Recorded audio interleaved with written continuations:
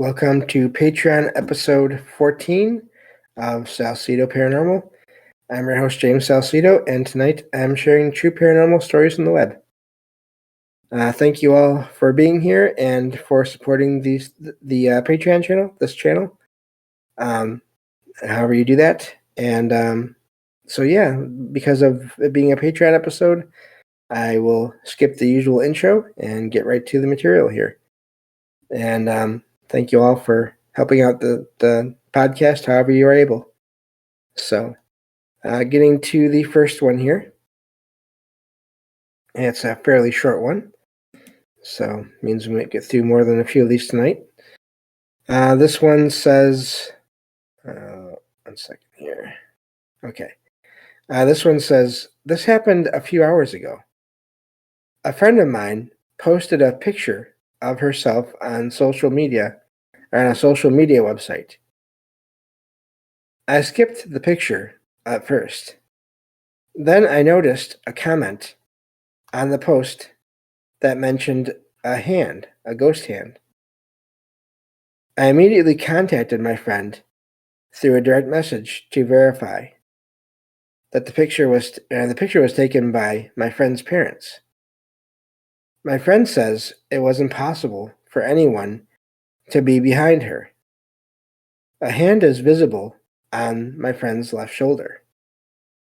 Only 2 fingers are visible, but the rest of the hand may be hidden by my friend's hair.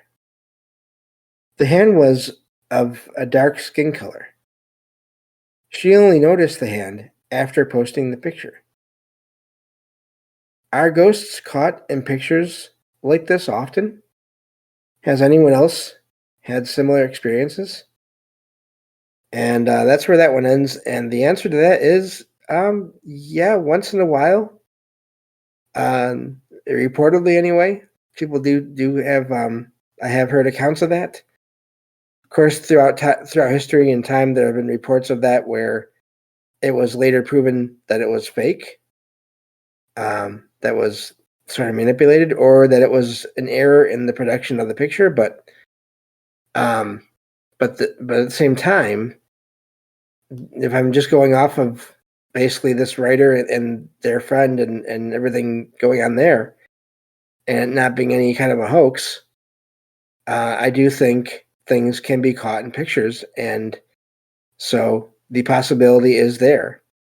And that's amazing that was caught. I'm glad that there was nothing else going on there, that the friend didn't feel any kind of presence or danger or anything like that. Hopefully it was just maybe, I don't know, relative or something that was close to them. But yeah, I don't know, unless it was some kind of a digital glitch in the image that I don't know, was captured, or it's hard to say. I have heard that people on paranormal investigations will catch things here and there still today, even with digital cameras. So yeah, that's an odd one there.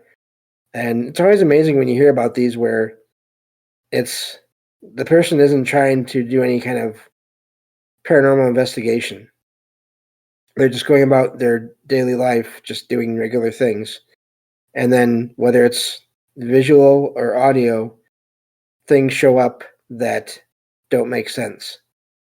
And so yeah, that just seems like that's probably the most recent example of that I've heard, I read about. So, and yeah, that's been happening for a while. And again, it's always hard when you look at pictures online. You have no idea, unless you know the people, you have no idea whether or not it's going to be faked or not. But also, I don't think that we should ever look at every image or every account of an experience and think, well, if it's an image on a picture that's been posted somewhere, then it's probably fake. Because I don't think everyone is lying all the time either. So yeah, that's a neat account there of an experience. I'd be curious to know if anything else ever happened after that or before that, but it doesn't sound like it there, at least from that description. So who knows how that I wonder if that was intentional by whoever was there or not that happened to be caught in that picture, or if they were just passing through.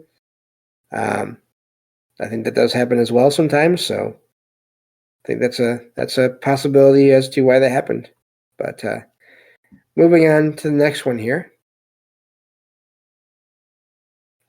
Let's see here. Okay, this one says, I was on a nighttime drive with friends, heading towards an abandoned factory. Again, as I always say, I do not think trespassing is a good idea on any property for all kinds of legal and safety reasons. So just putting that out there. It says, we were on a country road, but before we got to the factory, we saw something strange. It was a black ball-shaped object in the grass at the edge of the road. It was about as big as a football, resembling a large hedgehog, but it didn't have any legs. It appeared to float or slip on the ground. It had a single blue spot in the middle, reminding us of an eye. It crossed in front of our vehicle and then disappeared into the woods nearby. We kept driving, and I looked back at the point where we had seen the strange object. I saw a blue light in the distance. It appeared to be following our vehicle, getting closer and closer. But eventually, it disappeared. I tried to explain it away, thinking it might be someone on a bike with a flashlight. We never saw it again. And that's where that one ends.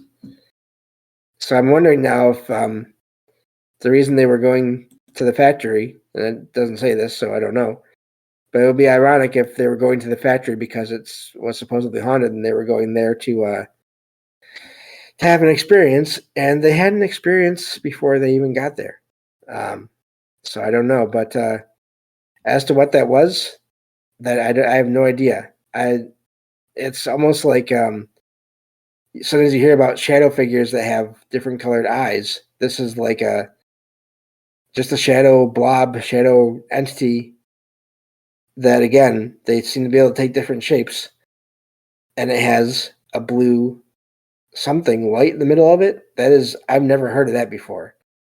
I've heard of them appearing to have electricity sort of crackling around them, but never like an actual a shadow with a light in it. That is, now that I'm thinking about it, other than like obvious what appear to be eyes. I mean, who knows if that was some sort of an eye. And then, of course, you have to wonder, what is that? So I don't know, but that is a neat account. I mean, that's a wild one. That I've never heard of anything quite like that before. And did it have anything to do with the factory, the area that the factory was built on? Was it just passing through, a surprise sort of to come across them as they were to come across it or them? Or, I mean, I have no idea, but that's a neat one there. I've never heard of one shadow in that kind of a sphere or blob kind of form having one light like that. So I have to keep that one in mind to see if any similar accounts come my way in the future. But moving on to the next one here, because I have no idea where else to go with that one. Let's see here. This one says, I was lying in bed, awake, not asleep. I vividly felt a sensation of a cat walking on the edge of the bed, but I don't have a cat. I can feel the movement along the edge of the mattress. I froze in place and didn't move until the sensation stopped. I can't stop thinking about this, and it is freaking me out a little. Has anyone else had a similar experience or had similar experiences? Can anyone explain what this was? And that's where that one ends. It is odd because you do hear about people that say, well, I feel like my cat came back to visit me after I passed.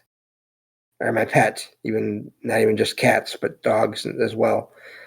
But there are other accounts like this one where the person never even had a cat, or doesn't have a cat anyway at the time.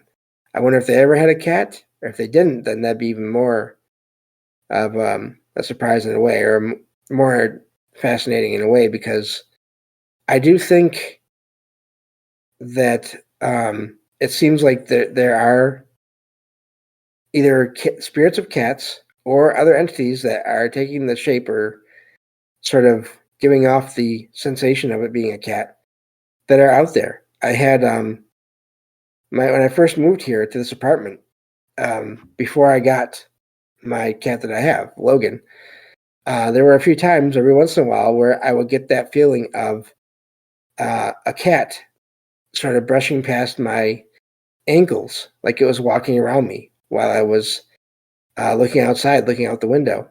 And it was different than the drafts that would come from the window here and there, because it's one of those sliding glass door, patio, wall, window, whatever you want to call them, sliding glass door things.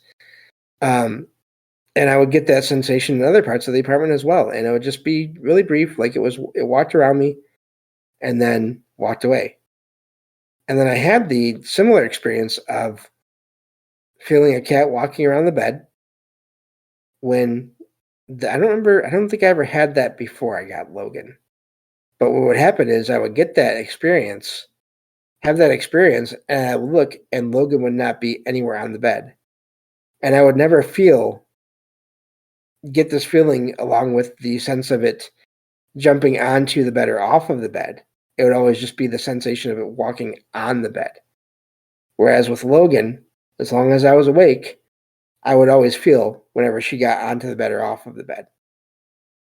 So that is a thing. I don't know what that means. If it's just some cat that maybe senses that you might be open to, or you might like cats, and is sort of feels comfortable being near you, being near the writer there. I'm not sure, but I do think that happens, and I feel like I've probably heard and read stories about it before, and possibly shared them on the show. It does get kind of hard to tell sometimes after doing so many shows. Gets hard to remember any specific examples of that, but yeah. So I think that's my answer to that question in that piece there, that post is, yeah, I do think that happens. I don't know why, but I think it does. Moving on to the next one here. Looks like a lot of these are shorter ones tonight, but that's okay. Sometimes it does happen too. Let me see here. Make sure I'm in the right spot. All right, there we go. This one says, it was December, and our Christmas tree had just been put up. My cat and I were in my room. We heard a loud noise, as if something fell over. My cat jumped up and stared at the door. A few minutes after the noise, my roommate entered the room. Apparently, they were going to scold my cat. They accused my cat of jumping onto the tree and knocking it over. But I explained to them that my cat had been in the room with me the whole time. I told them that I heard a noise, but assumed it was them, my roommate, dropping something. They claimed to have seen a shadow hop onto the tree, causing it to fall over.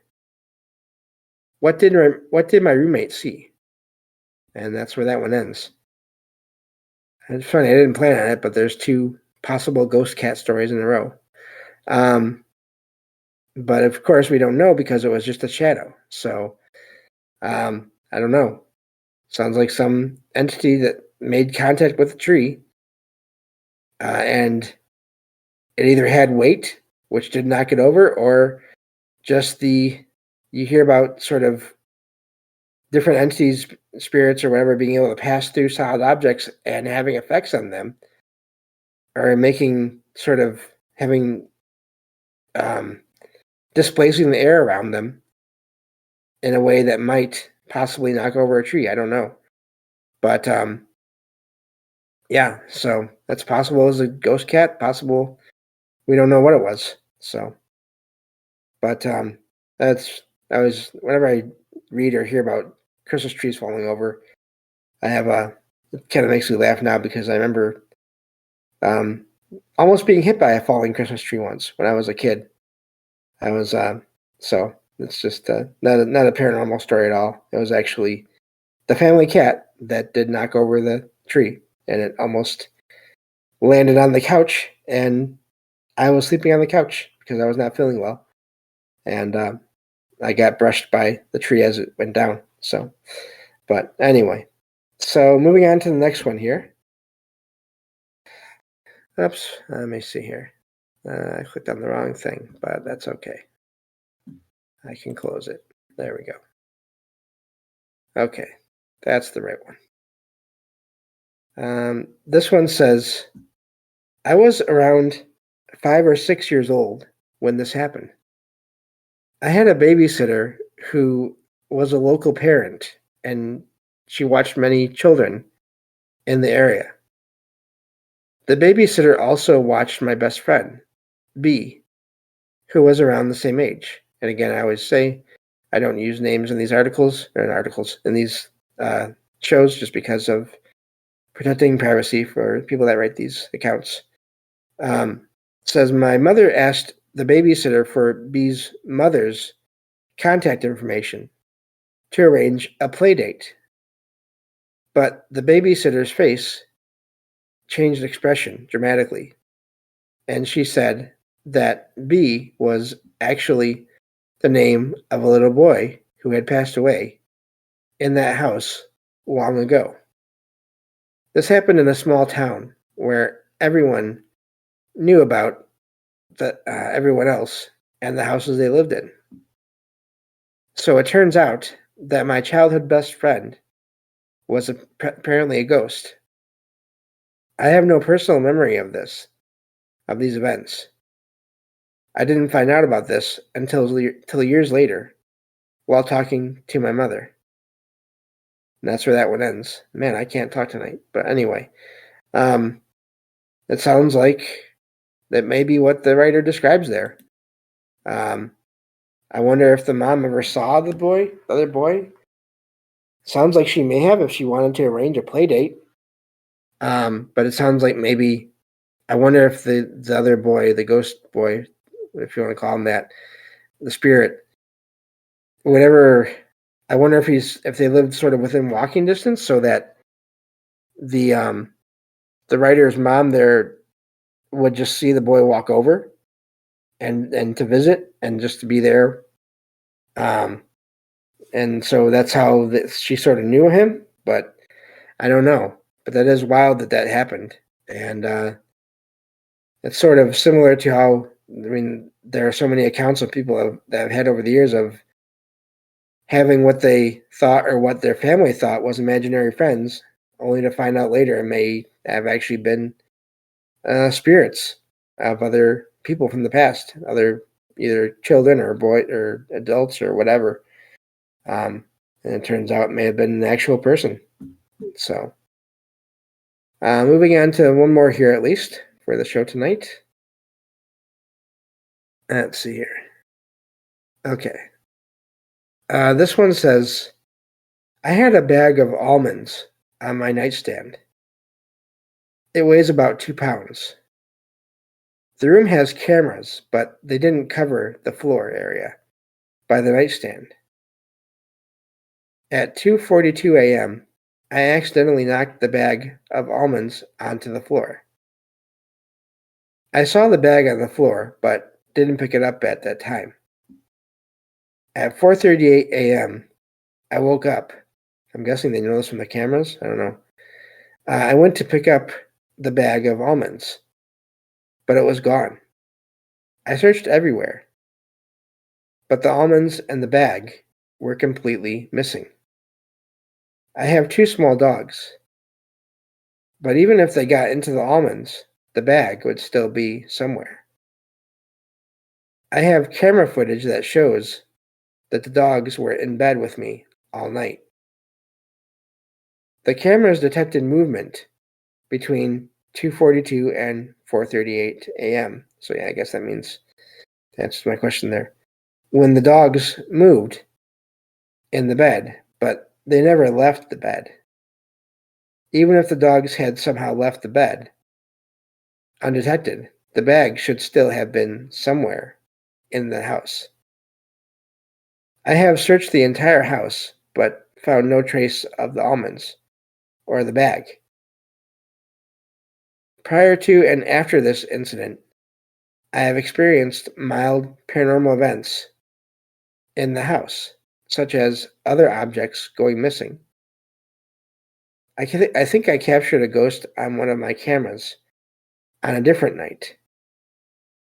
A Reiki master that I know advised me to ask for the almonds back, suggesting they would return. But this hasn't happened. I can't think of a logical explanation, and I'm wondering if this was paranormal, as in ghosts, aliens, a glitch in the matrix, or under the bed goblin.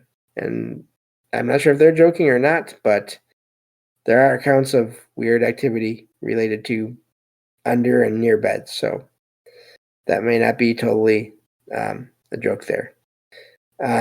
Just not, it's not really super common, but it's there. There are no mice, raccoons, or other animals in the house. I was the only person home that night. If anyone has any ideas, advice, or similar stories, I would like to hear them. And that's where that one ends. It sounds like that might be an active location. And I'm wondering, do they have the cameras because it's an active location? They're trying to get evidence of what is causing the events, which I can't really blame them.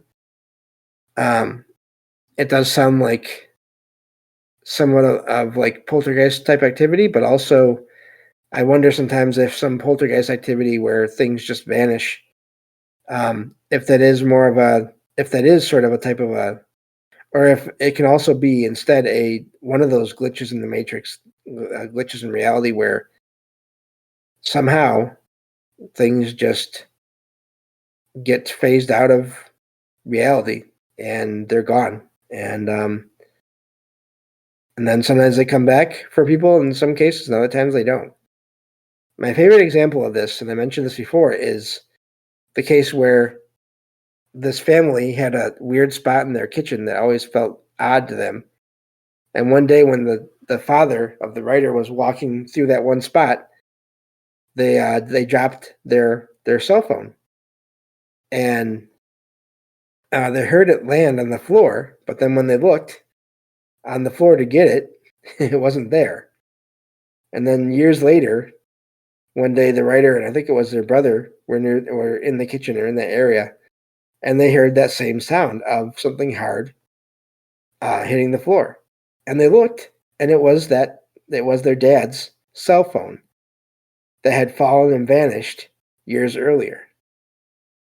And who knows how that works, why that works, but I wonder if at some point in the future that the other objects in that bag of almonds will just appear back in that house in the same place. And if it's a similar thing, I have no idea. But that's all the time I have for this episode. Thank you all for listening, and I will talk to you all next time on Salsidoparanormal. Take care.